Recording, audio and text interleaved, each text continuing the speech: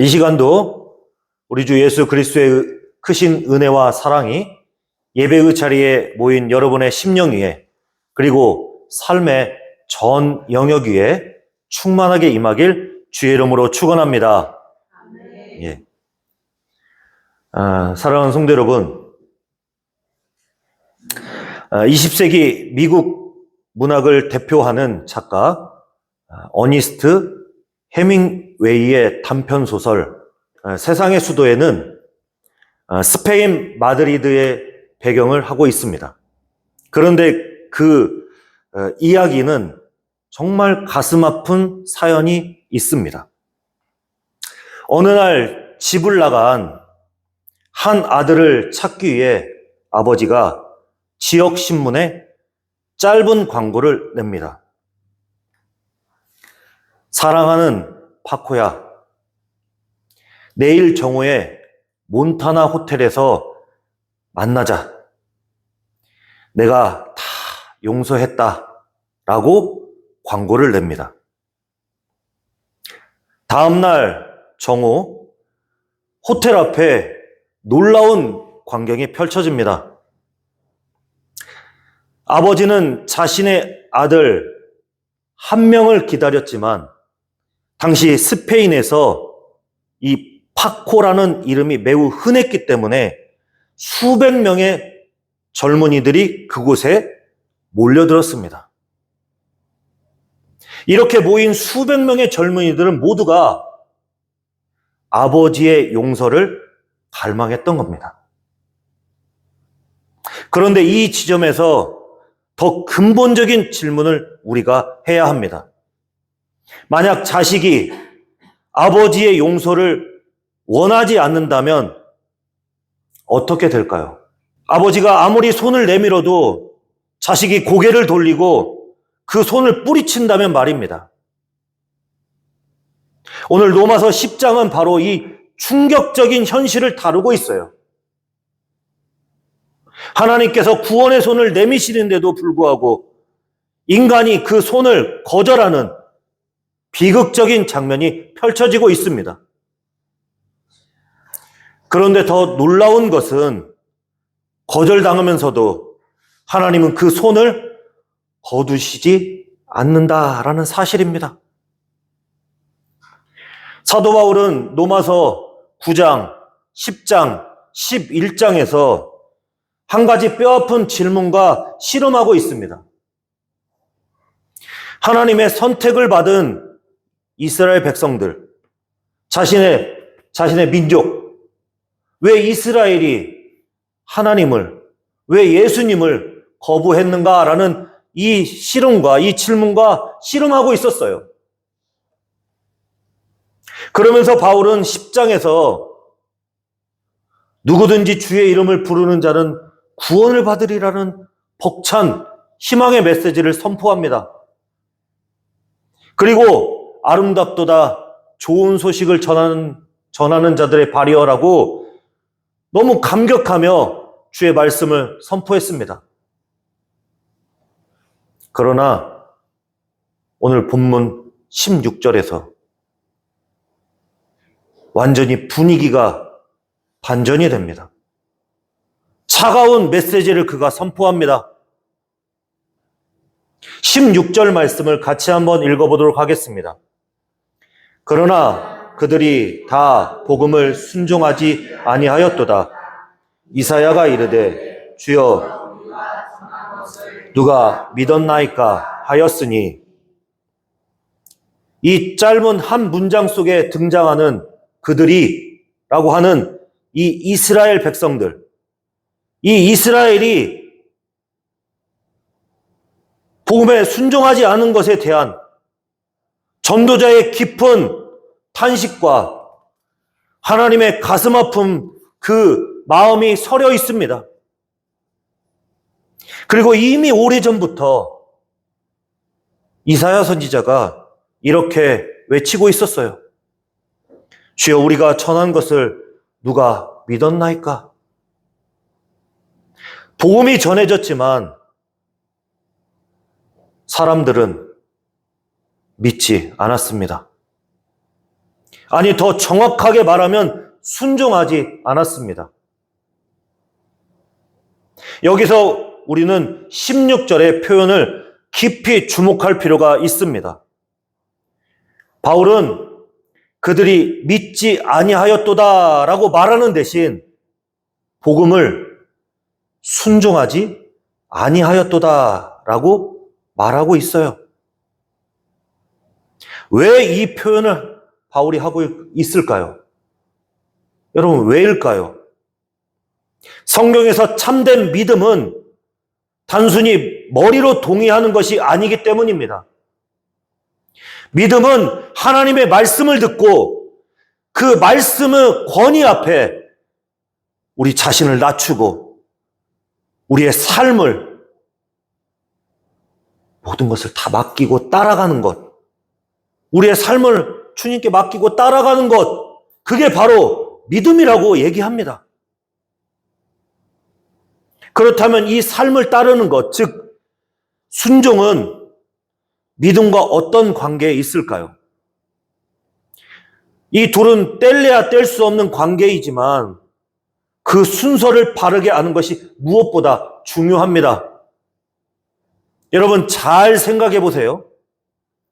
순종이 먼저입니까? 믿음이 먼저입니까? 어떤 게 먼저입니까?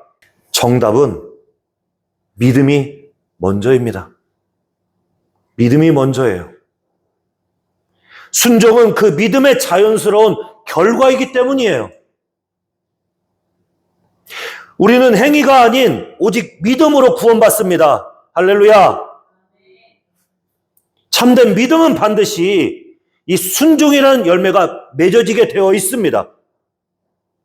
야고보 사도의 말처럼 행함이 없는 믿음은 죽은 믿음이기 때문이 그런 거예요.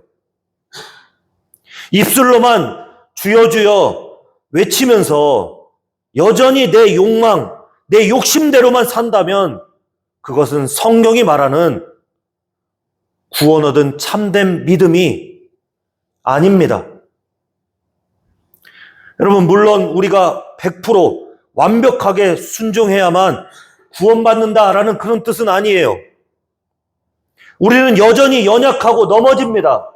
하지만 구원하는 믿음은, 그 믿음을 가진 자는 넘어질 때마다 가슴을 치며 다시 주님의 뜻대로 살려고 몸부림치게 되어 있어요. 이 삶의 몸부림은 그야말로 그 믿음이 살아있다라는 증거인 것입니다. 그렇다면 혹시 이스라엘 백성들이 복음을 듣지 못해서 그들이 순종하지 못한 것일까요?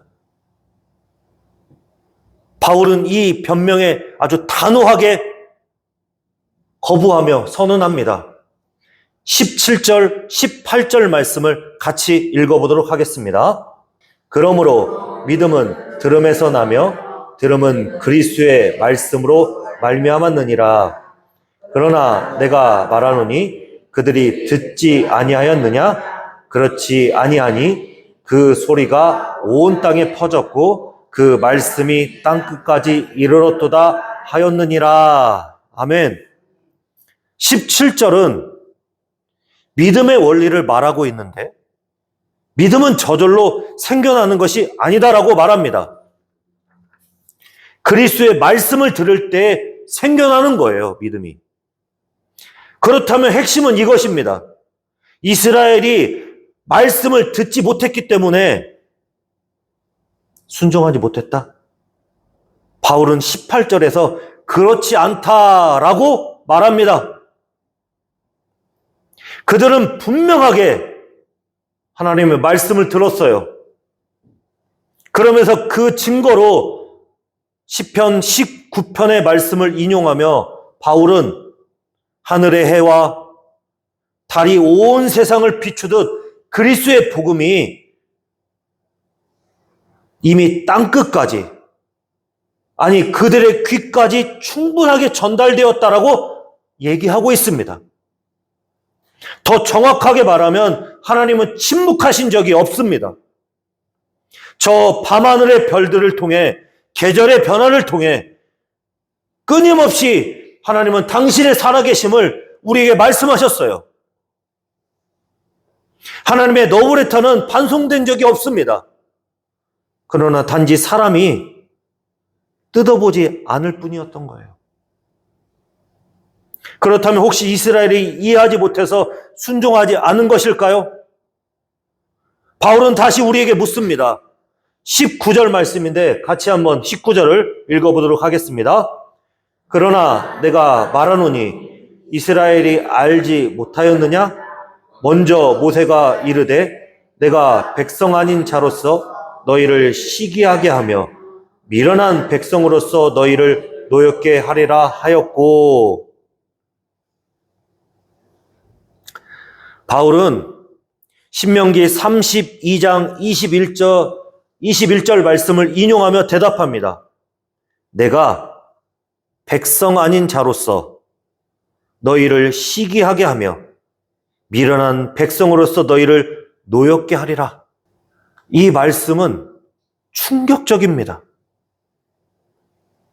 하나님께서 이방인들, 즉 하나님을 알지 못했던 민족을 통해서 이스라엘을 깨우치려 하셨다라고 말씀합니다. 이스라엘은 몰라서 거부한 것이 아닙니다. 그들은 알았습니다. 그들은 메시아에 대한 수백 가지의 예언을 알고 있었고 율법을 암송했고 성전에서 하나님께 제사를 드렸습니다. 문제는 지식이 부족한 것이 아니었습니다. 문제는 교만과 완고함이었어요. 이스라엘은 자기 의를 세우려다 하나님 의에 복종하지 않았던 겁니다. 더 나아가서 20절에서 이렇게 선포하고 있는데, 자, 20절 말씀도 같이 읽어보겠습니다.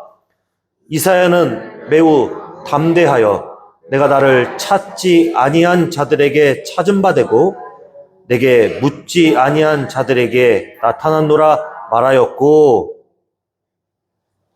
하나님을 찾지도 묻지도 않던 이방인들은 복음을 듣고 하나님을 믿었어요. 그런데 수천 년 동안 하나님의 언약 백성이었던 이스라엘 백성들은 거부했습니다. 이것은 구원이 인간의 지식이나 열심이 아니라 오직 하나님의 주권적인 은혜로만 이루어진다는 명백한 증거를 전하는 말씀인 거예요. 그렇다면 도대체 왜 이스라엘 백성들이 하나님의 이 복음을 거부했을까요? 여러분, 문제의 핵심은 바로 21절 말씀에 있는데, 자, 같이 21절을 읽어보겠습니다. 이스라엘에 대하여 이르되 순종하지 아니하고 거슬러 말하는 백성에게 내가 종일 내 손을 벌렸노라 하였느니라.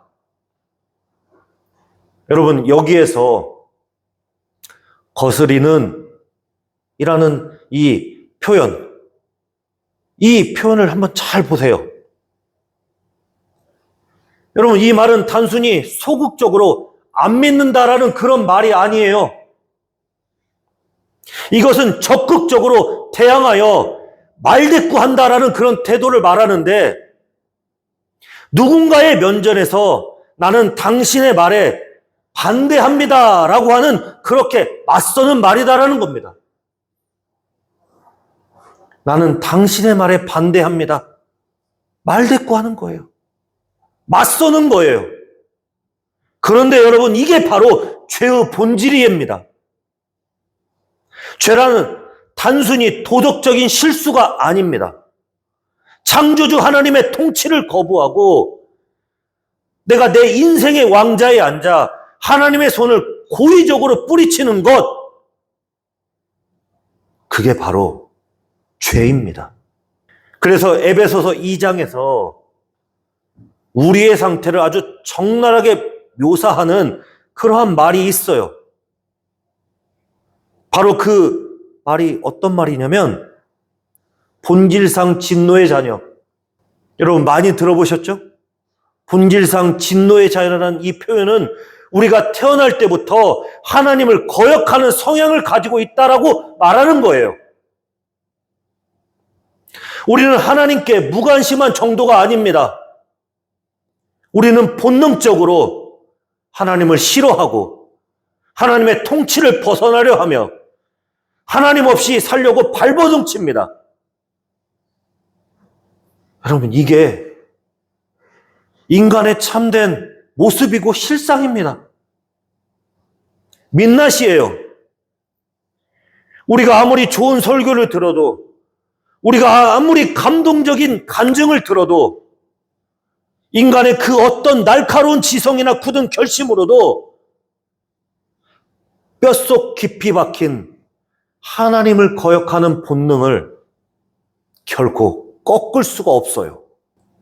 이것이 우리가 전도할 때 좌절하는 이유이고, 동시에 우리가 복음을 전할 때 오직 성령을 의지해야 한다라는 이유인 것입니다.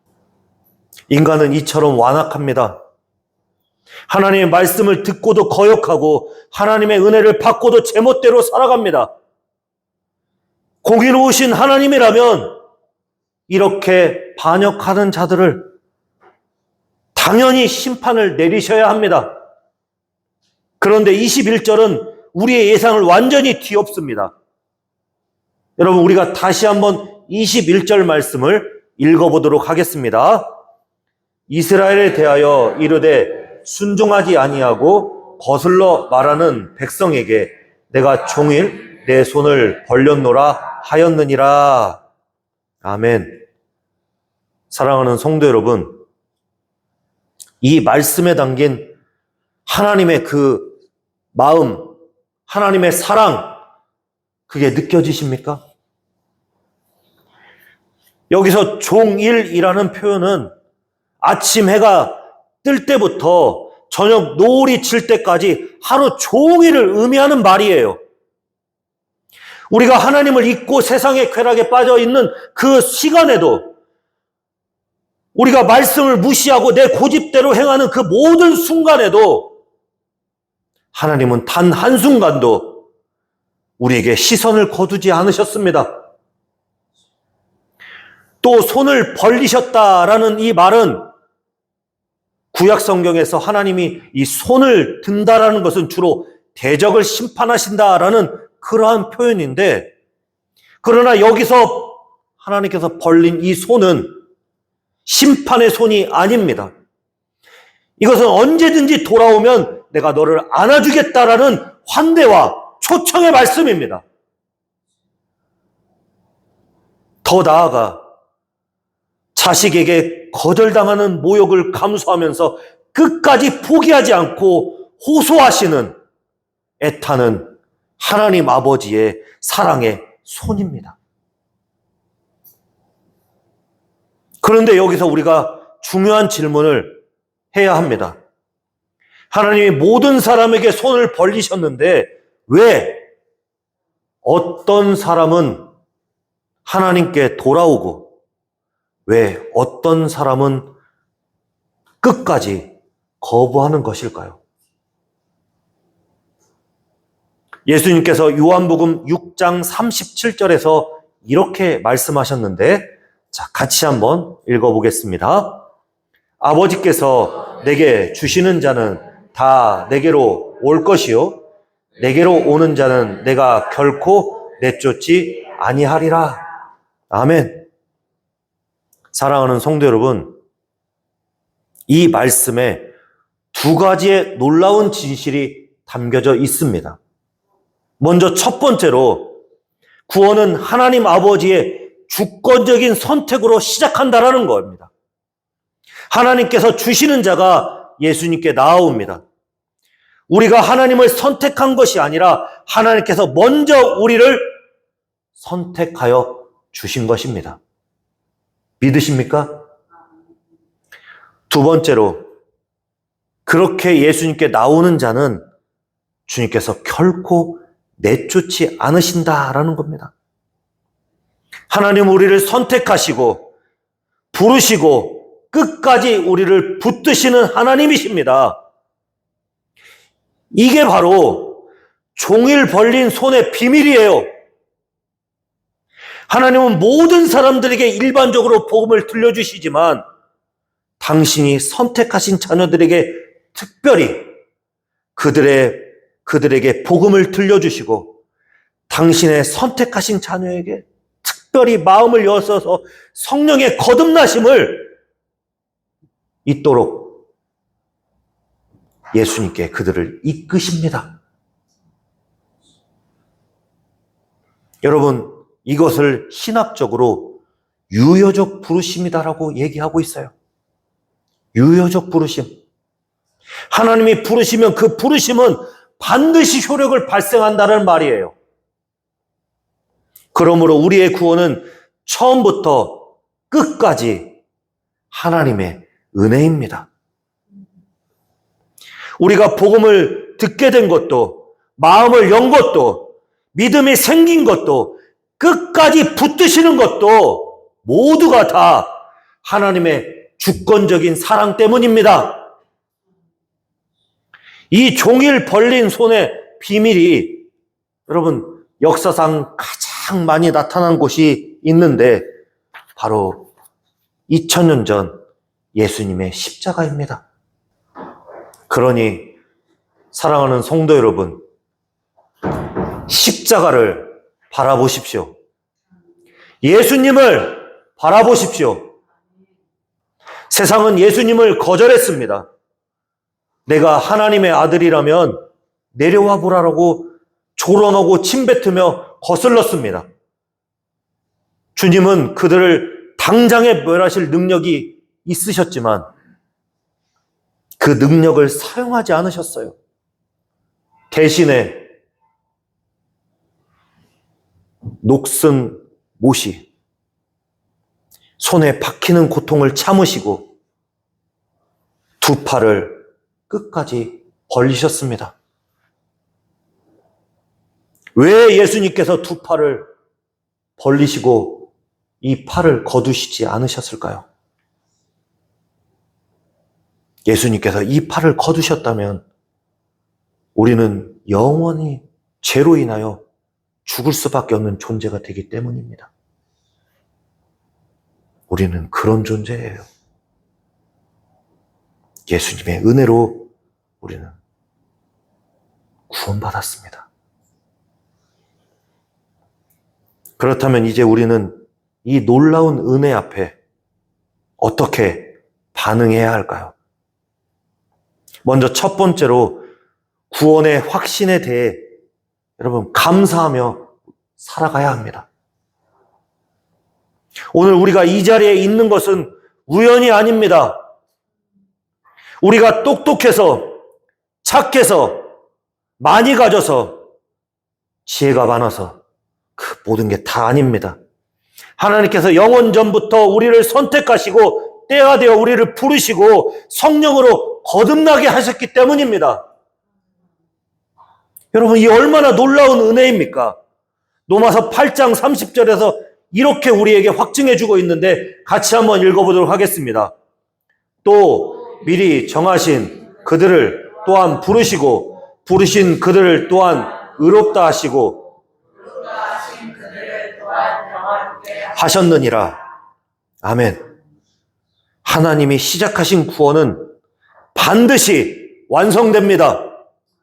이 확신 가운데 날마다 감사하며 살아가시기를 바랍니다.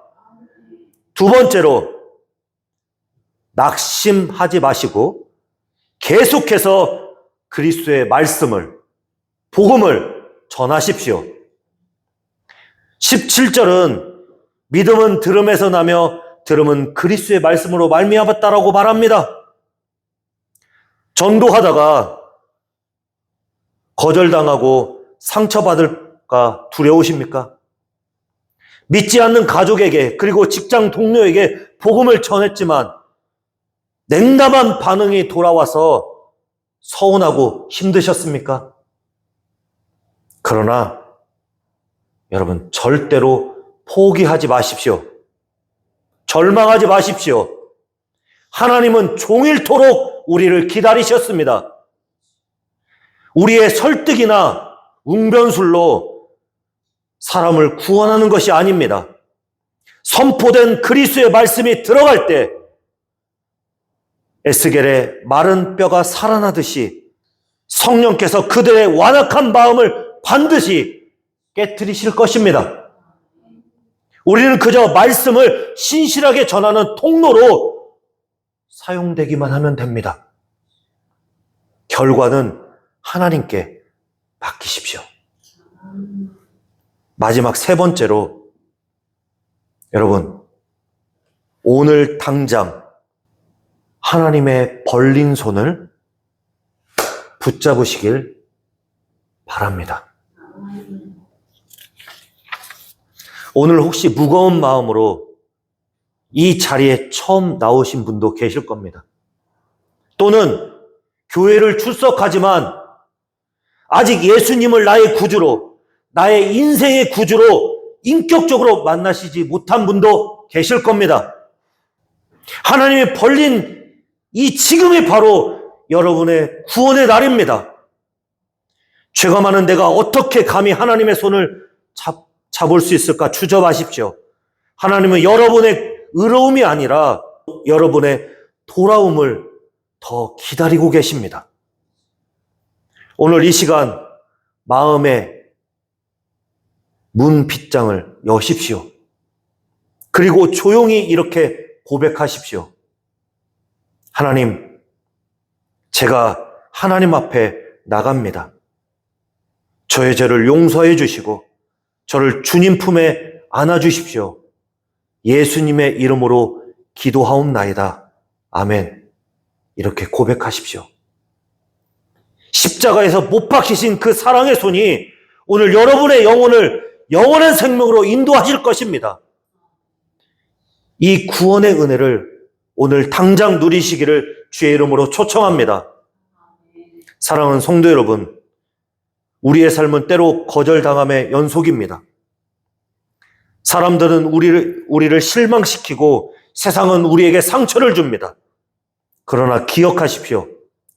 천지를 지으신 하나님 아버지가 십자가의 주님이 지금도 우리를 향해 종일토록 손을 벌리고 계십니다.